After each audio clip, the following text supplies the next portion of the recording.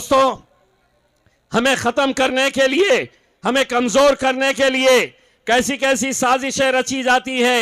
आप इस बात का गवाह होंगे कि जब हमारे नबी करीम सल्लल्लाहु अलैहि वसल्लम के खिलाफ किसी ने गुस्ताखी की तो महाराष्ट्र के तमाम मुसलमान लीडर्स खामोश थे, लेकिन मैंने कहा कि ठोकर मारता हूं ऐसी सियासत को कि मेरे आका के ऊपर जब बात आएगी तो चलो निकलो सड़कों के ऊपर। और कैसा काफिला निकला आपने देखे है हिंदुस्तान की तारीख के अंदर। मुझसे हुकूमत ने, शिवसेना की, भाजपा की हुकूमत ने पुलिस के जरिए एक पैगाम पहुंचाया और उन्होंने कहा कि हम तुम्हें मुंबई तक आने नहीं देंगे। हमसे कहा गया कि तुम्हें कुछ किलोमीटर के बाद ही रोक दिया जाएगा। मैंने उनको एक जवाब दिया कि तेरी ताकत का अंदाजा मुझे है कि तू कितनी ताकत लगा सकता है। अरे लेकिन जिसके नाम के ऊपर हम निकल रहे हैं, मेरे आका मोहम्मद रसूल सल्लल्लाहु अलैहि वसल्लम, उसकी ताकत का तुझे अंदाजा नहीं है। और अल्हम्दुलिल्लाह मुझसे कहा गया ना निकलो। मैंने कहा हिम्मत है तो रोक के बता। हिंदुस्तान की तारीख के अंदर 42 किलोमीटर तक का काफिला, कितने सारे पुलिस के बड़े अधिकारी मुंबई में पहुंचने के बाद मुझसे कहने लगे, कोई कहता था कि मेरी 30 साल की सर्विस के अंदर मैंने इतना बड़ा जुलूस नहीं देखा, इतनी बड़ी रैली नहीं देखी। ये मैंने नहीं किया, मैंने सिर्फ आवाज लगाया कि ऐसी सियासत, ऐसी राजनीति, ऐसे डर को हम ठोकर मारते हैं।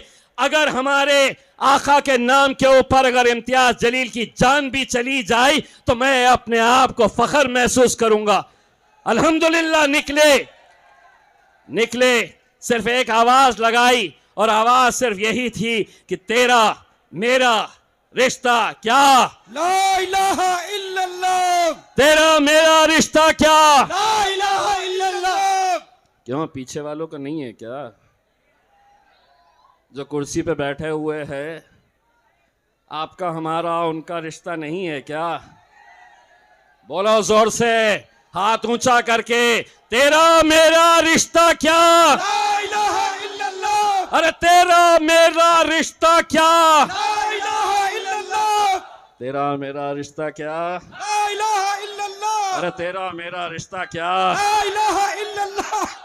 सारी तकलीफ तो यही है, सारी तकलीफ किसी सियासी जमात के अंदर, किसी सियासी पार्टी के अंदर नारे क्या लगाए जाते हैं।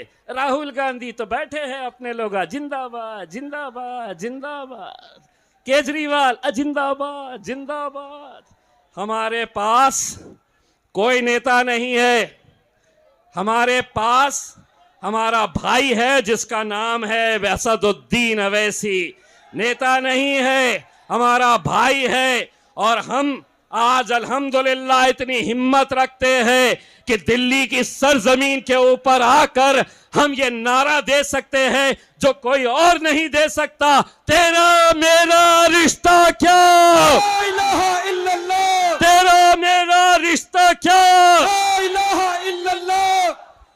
बोलेंगे, डट के बोलेंगे। यही एक जमात है जिसने सिखाया है हमें बोलना।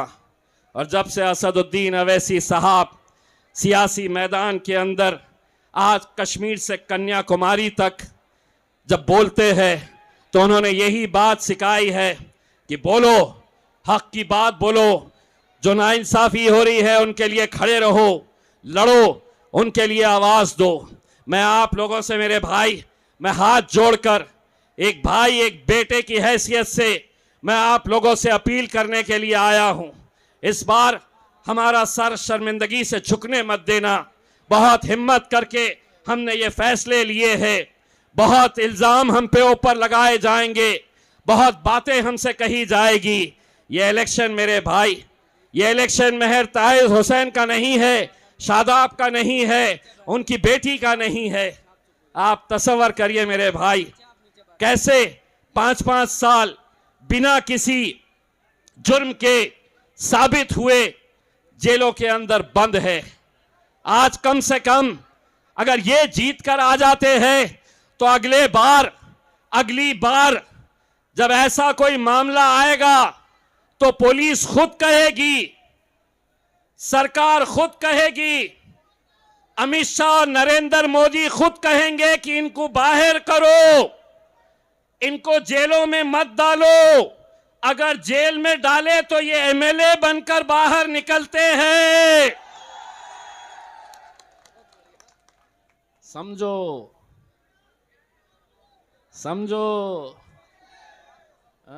ये समझते थे कि सिर्फ आरएसएस को दिमाग है, हमको भी है। अब हमको भी अच्छे तरीके से समझ में आता है कि क्या बोलना, कितना बोलना, कहां बोलना। नहीं तो आपको मालूम है ये जितने भी खड़े हैं ना लेके, ये ढूंढते रहते हैं।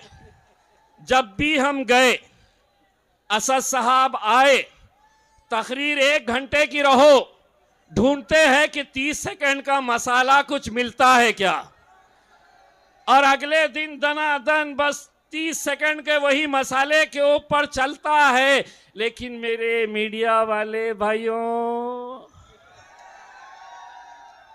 मैं भी 24 साल पत्रकारिता कर चुका हूं।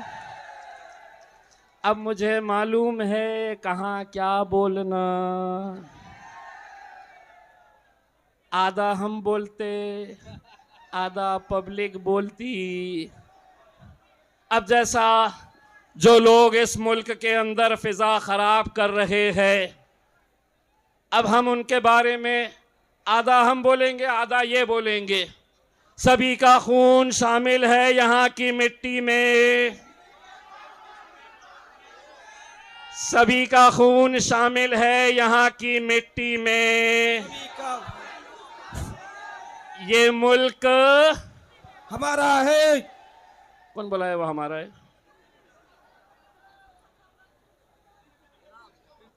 ये मुल्क तुम्हारे, ये मुल्क तुम्हारे, ये मुल्क तुम्हारे बाप का नहीं है।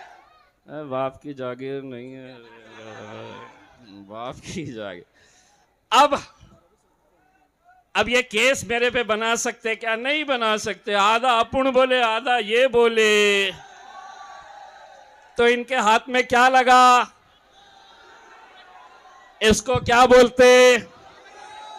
बाबा जी का लो, ना केस ना कुछ। हमको समझ में आ गया। अब हम इशारों में भी बात कर लेते हैं तो लोग समझ जाते हैं। हम अगर खामोश खड़े खड़े ऐसा यूं भी देख लिया तो लोगों को मालूम पड़ जाता है कि अब ये पतंग के ऊपर मोहर लगाना है करके। थोड़ी सी जमीन हिलती हुई नजर आ रही है।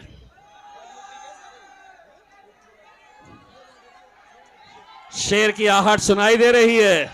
देखो